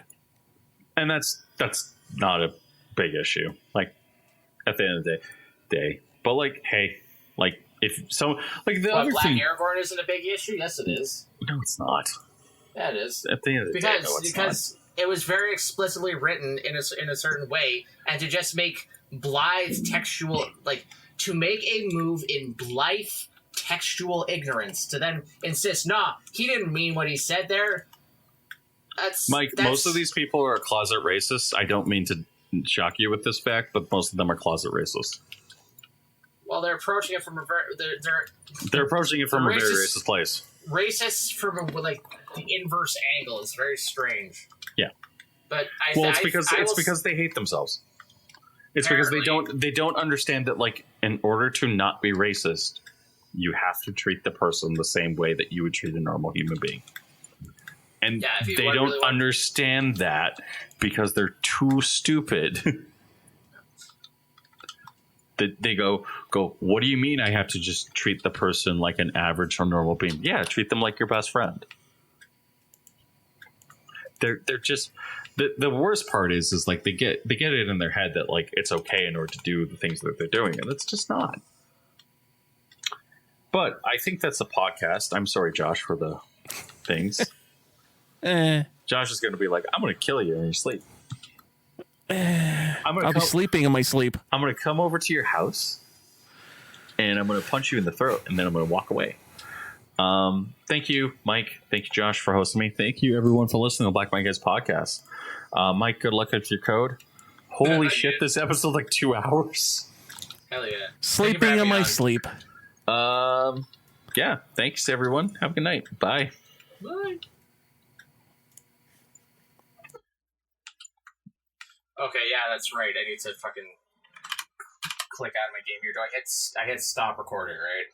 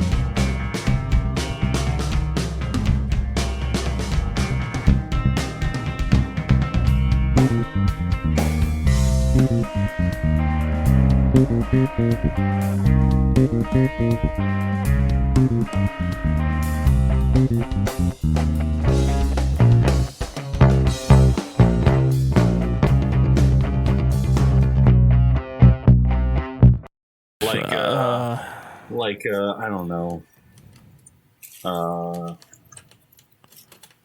Bungie's going to die. Yep, Bungie's gonna die. New Jet Set Radio. Jet Set Radio, all the old Sega stuff. They're actually making Sega's finally doing the actual good thing in the world. They're doing the thing that I always advocated for EA to do, and they always said that was a stupid idea. So they're actually doing it, and GTA 6 got announced. Nice. Yeah. But Mike, did you play any interesting games this week? Bro, I played like only 3. I have like 3 games that I play on any sort of regular basis, and no, I'm not sure people will consider it interesting at this point. I just play Fortnite. That's all I play. Get your Peter Griffin skin. My God, is that real? Is Peter Yes, Griffin that's really real. Fortnite? That's 100% real. Oh. Yeah. I think I started playing Dishonored 2 this week, and then I was like, man, I would rather just play System Shock. So I just played System Shock for an hour. Hell yeah. It's gone to the point I'm in such a bad state in that game where I have effectively cocked myself. Seriously. Nice. Because I have no health. So somebody can just show up and just shoot me and I just die. So. Well, shit. Yeah, I'm in that state right now. But I've been applying for a lot of jobs as of late, so. Yeah. And tonight I am going to be drinking Waterloo Amber because alcohol is healthy. But yeah. And we also played Airsoft this week, so without Josh. Yeah.